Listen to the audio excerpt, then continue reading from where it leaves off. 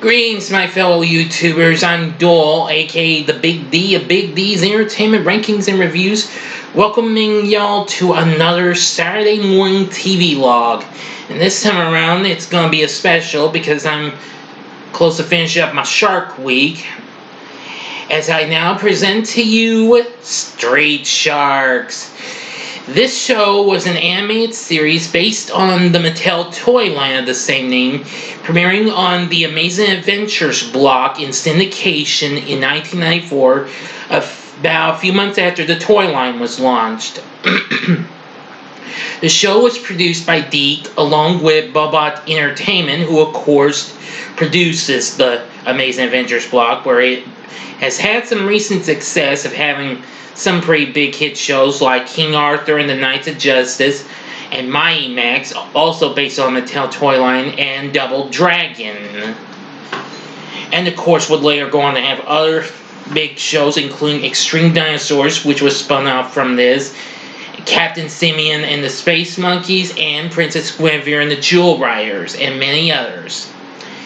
Anyway, I remember watching this show because I didn't have nothing else to watch, although I actually caught Amazin Adventures on Sunday mornings. It just depended if what day it would actually come on, Amazin Adventures would come on in your area, if you caught it Saturday mornings for the actual Saturday morning lineup, or if you caught it on Sunday mornings like I did.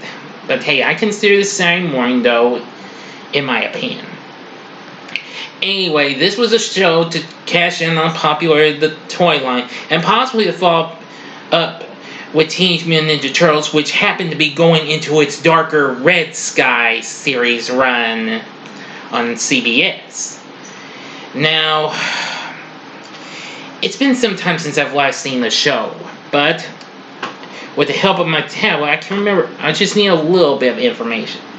Well, the story starts out with Professor Dr. Robert Bolton and his partner, Dr. Luther Paradigm. They create a machine known as a Gene Slammer, which was capable of changing aquatic animals into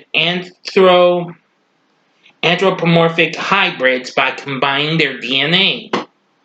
But in his attempt to prevent his partner from using the machine for personal power, Bolton is transformed into an unseen monstrosity and escapes.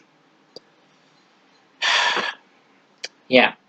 But to make matters worse, this happens in the very first episode, which was, I think, hang on a second, everyone.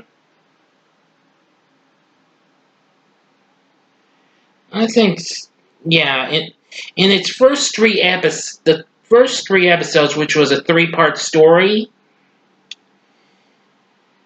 soon Paradigm decides to pay a call on Dr. Bolton's four sons. That's right, you heard me correctly. Four sons: John, Clint, Bobby, and Coop.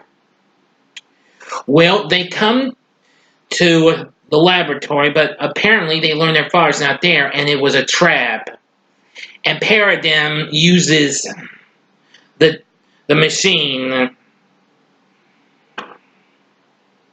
causing them to change.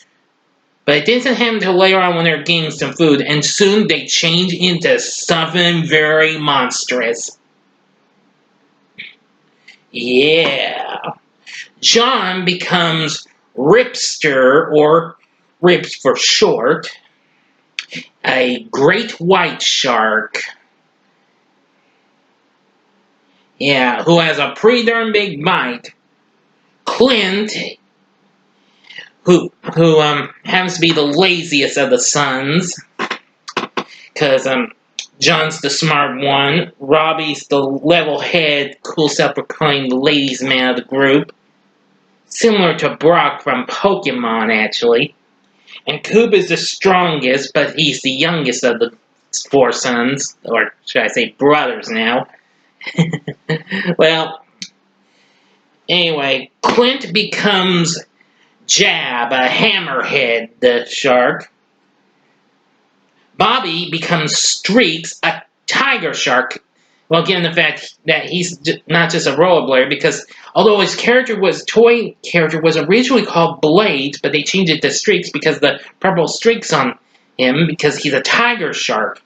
And Coop becomes Slamoo, big Slamoo that is a whale shark.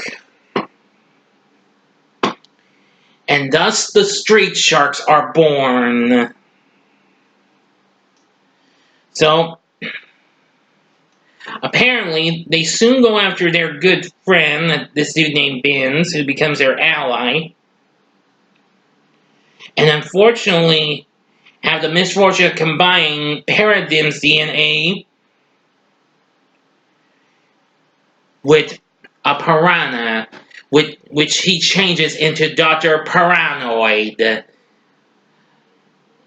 But he soon can change back for emotional stuff or something like that. Like I said, it's been a long time since I've seen this. Now, let's see. I'm trying to see here. One of Dr. Paradigm's students, Lena Mack, is another ally of the Street Sharks after she finds out what her teacher has done. But anyway, there's other types of characters and other allies that were also featured as toys from the Street Sharks line. Among them include Moby Lick, Rox, El Sordo, Manta Man. Yeah, I can rarely remember those three. I remember Moby Lick though. Now there's lots of other characters. Later on in the series, when the show was picked up for a third season, they got these characters called Dino Avengers join them, who later, as Street Sharks earned a third season, they got their show Extreme Dinosaurs. I have not seen that show. I do believe I've heard of it, though. Let's see. But anyway, we do have lots of other great characters in here. I think one of them would have to be the unseen guy in the sky who sees the Street Sharks in action as he's flying from a yellow helicopter. Really something. But that's only in the first season, though. But anyway, Street Sharks is pretty darn cool. Would I recommend this to y'all to watch?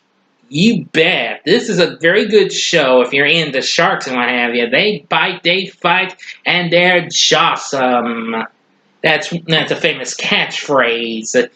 The theme song to this is pretty good too. The first version's a more rock in tune. The second one kind of has a more rock and jazz beat, as you'll hear a saxophone in it. But it's real cool too. Street Sharks is easily one of my favorite shows from the Amazin Adventures block, alongside Double Dragon and King Arthur and the Knights of Justice, and Maya Max and Princess Guinevere and the Jewel Riders. In 2013, after it hadn't been shown again for some time, it actually got released on DVD by Mill Creek Entertainment. It's out of print though, but it's still pretty cheap.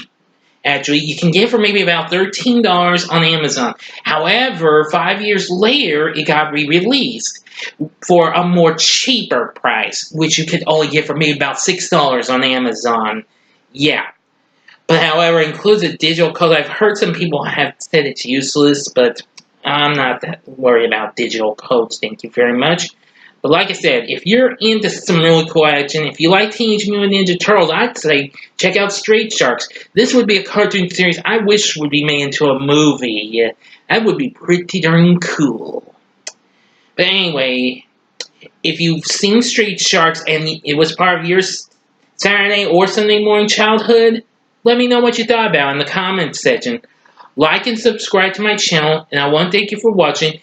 And next time on the Saturday Morning TVLog, I'm thinking I'm going to go to Gotham City and bring to you the Filmation Batman cartoons. So, thank you again for watching. Until next time, I'm the Big D saying, see ya.